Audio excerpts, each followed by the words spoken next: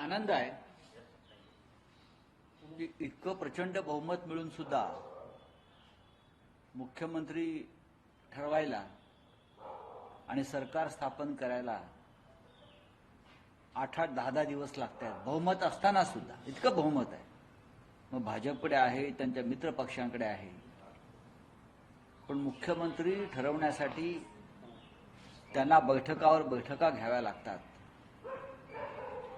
पण आता जर मुख्यमंत्री कोणी ठरला असेल तर आम्ही त्याचे स्वागत करू. राज्याचा मुख्यमंत्री आहे. जरी आम्हाला विधानसभेचे निकाल हे आम्हाला मान्य नसले किंवा निकालात गडबड आहे, घोटाळे आहेत, हे आम्ही वारंवार दाखवून देतोय, तरीही लोकशाहीमध्ये आकडा महत्वाचा असतो. तो कसाही आणलेला असो. खरं म्हणजे पुण्यामध्ये आपण पाहिलं असेल, बाबा आढाव, ज्येष्ठ सामाजिक कार्यकर्ते, वय वर्ष 95. बाबा आढाव हे या निकालाविरुद्ध लोकशाही वाचवण्यासाठी बाबा आढाव यांनी गेल्या 3 दिवसापासून आत्मक्लेश आंदोलन सुरू केलेलं आहे. 95 वर्षाचे बाबा आढाव जेव्हा रस्त्यावर उतरतात तेव्हा, आणि गांधीवादी नेते, सामाजिक कार्यकर्ते, कष्टकरी, वंचित, शोषित, रिक्षावाले, हमाल यांच्यासाठी त्याने आपलं अख्खं आयुष्य वेचलं लोकशाही प्रस्थापित होण्यासाठी. त्यांना 95व्या वर्षी देशातल्या लोकशाहीच्या रक्षणासाठी ईव्हीएमच्या घोटाळ्याविरुद्ध आत्मक्लेश करावा लागतो. याच्यातच या निकालाचं रहस्य दडलेलं आहे. आणि महाराष्ट्रात हळूहळू हा समाज, सगळा समाज हा बाबा आढाव यांच्या मागे उभा राहील असं मला चित्र दिसत आहे. यामध्ये प्रश्न असा आहे की कालच्या बैठकीमध्ये स्पष्ट संकेत येत आहे की महाराष्ट्राच्या मुख्यमंत्रीचा चेहरा मोदी आणि अमित शहा निश्चित करणार. महाराष्ट्र जनतेने काय केलं? नाही, प्रश्न आम्ही वारंवार तोच तर सांगतोय की महाराष्ट्रात मुख्यमंत्री कोण असावं, महाराष्ट्रामधलं प्रशासन कसं असावं, महाराष्ट्रामध्ये पोलीस महासंचालक, मुंबईचा पोलीस आयुक्त कोण असावं, महाराष्ट्रातल्या कोणत्या खात्याकडे, नेत्याकडे कोणती खाती असावीत, महाराष्ट्रातला कोणता व्यापार कोणी करावा, हे सगळं दिल्लीतून मोदी शहा ठरवतायत. आणि आमच्या महाराष्ट्राचं नेतृत्व हे त्यांच्या पुढे माना झुकवून उभा आहे, जी हुजूर करताय. आणि आमची तीच भूमिका आहे की महाराष्ट्राचा मुख्यमंत्री जर महाराष्ट्रात ठरत नसेल, ठरवला जात नसेल, आणि कोणाचे तरी इंटरेस्ट आहेत एखाद्या राज्याचे, म्हणून त्यानुसार राज्याचं मुख्यमंत्रीपद किंवा सरकार ठरवलं जात असेल तर महाराष्ट्राचा स्वाभिमान, अभिमानाच्या गोष्टी या सरकारनं करू नये. एकनाथ शिंदे यांनी 12 मंत्रिपदांची मागणी केली आहे, त्यामध्ये गृहमंत्री पदाचाही समावेश आहे, पण भाजप द्यायला तयार नाही असं समजतं. बघा, असं आहे की ते 3 पक्ष एकत्र आहेत. त्यांच्या पक्षालाही 50पेक्षा जास्त जागा मिळालेल्या आहेत. अजित पवारांना 40पेक्षा जास्त जागा मिळालेल्या आहेत. त्यानंतर देवेंद्र फडणवीस यांच्या पक्षाला 132पेक्षा जास्त जागा आलेल्या आहेत.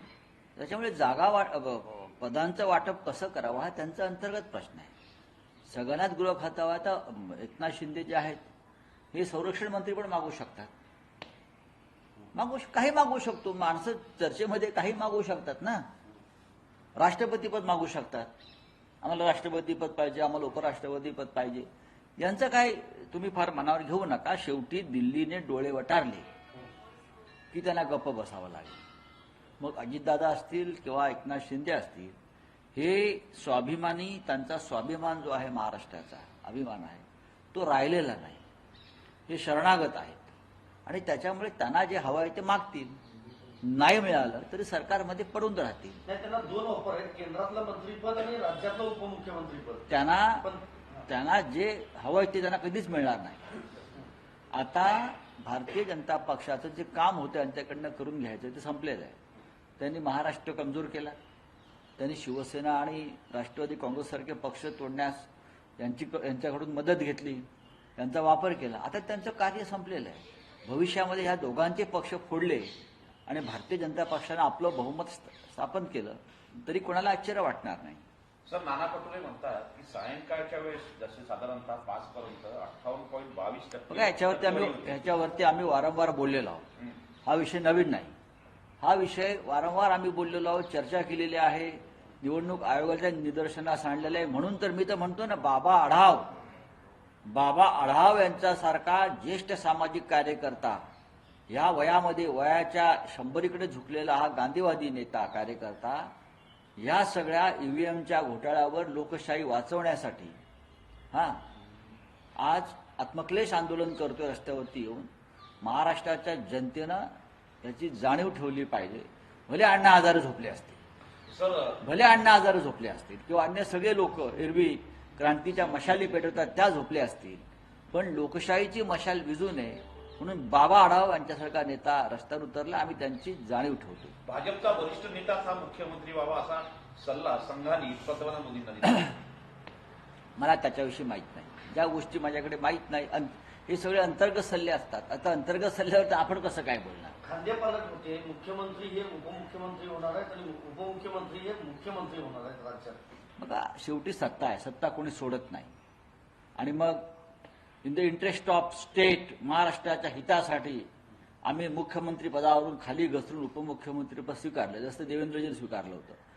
राजकारणामध्ये सत्तेसाठी कोण कोणत्याही स्तरावरती खाली घसरू शकतो. या सगळ्यामध्ये अजित पवार पुन्हा एकदा उपमुख्यमंत्री होणार आहेत. नाही, अजित पवार हे कायम डेप्युटी सीएमच आहेत, कायम.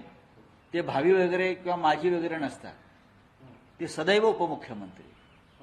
आणि कौतुकास्पद आहे, आज त्यांच्या चेहऱ्यावरती जे हास्य आम्ही पाहतो आहोत गेले काही दिवस, मिश्किल हास्य आहे त्यांच्या चेहऱ्यावर. गॉगल बिगल लावून असे कोटबीट घालून दिल्लीत फिरताना मी पाहिलं. आम्हाला कारण हे हास्य लोकसभा निकालानंतर मावळलं होतं.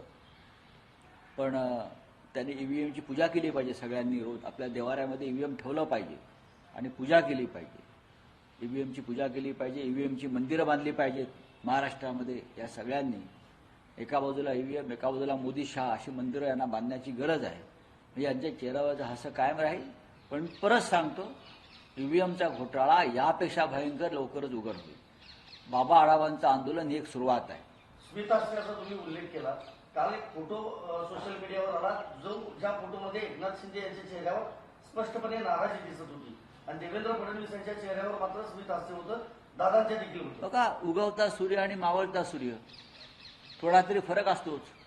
उगवता सूर्याचं तेज जे आहे ते तुम्हाला एका बाजूला दिसतंय, दुसऱ्या बाजूला मावळतीचा सूर्य आहे, झुकताना वागताना दिसतोय, ढगाळ जाताना दिसतोय.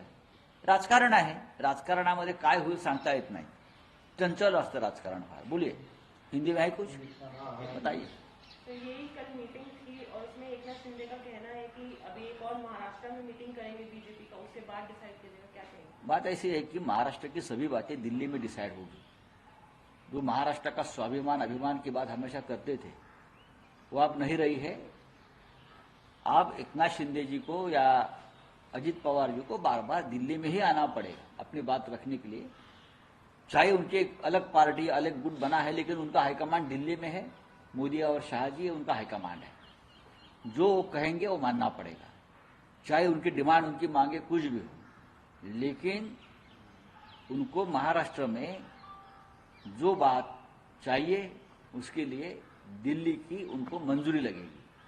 कल भी बैठे थे ना, तो वापस महाराष्ट्र में बैठकर क्या करेंगे? जो कल आदेश दिया होगा अमित शाह जी ने या और नरेंद्र मोदी जी ने, उनको मानना पड़ेगा. हाईकमांड है. सीएम डीसीएम बन रहे हैं अभी और डीसीएम सीएम बन रहे हैं. इस पर आप देखिए, पहले भी मिस्टर देवेंद्र फडणवीस कभी सीएम थे, वो डीसीएम बन गए. एकनाथ शिंदे उनको बहुत जूनियर थे. कभी एकनाथ शिंदे जी ने मुख्यमंत्री देवेंद्र जी के कैबिनेट में काम किया है, अचानक देवेंद्र जी उनके कैबिनेट में काम करने लगे.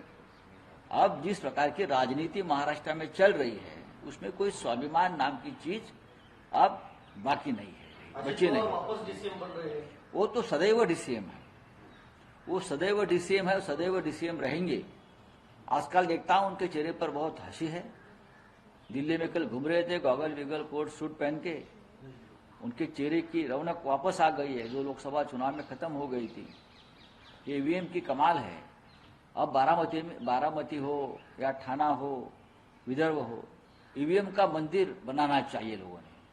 3 मूर्तियां, बीच में ईवीएम, बाजू में मोदी जी, बाजू में शाह जी. लेकिन अजित पवार और ये त्रिमूर्ति मंदिर जो है एक नया, अभी ये जो वक्फ बोर्ड वगैरह छोड़ देना चाहिए, ये संबल बिंबल छोड़ देना चाहिए.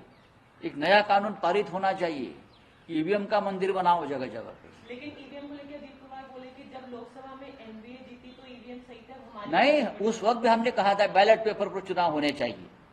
अजीत पवार को बोलो जरा दिमाग को जरा जोर दीजिए। हम 10 साल से बोल, चाहे ईवीएम पर जीते या हारे, हमारी मांग यही रहेगी, बैलेट पेपर पर चुनाव होनी चाहिए। कल झारखंड के मुख्यमंत्री हेमंत सोरेन साहब ने यही कहा। उत्तर प्रदेश में अखिलेश यादव जी को बहुत बड़ी जीत मिली, उसके बाद भी अखिलेश यादव जी बोल रहे हैं ईवीएम नहीं चाहिए, बैलेट पेपर पर चुनाव चाहिए। चलिए, थैंक यू।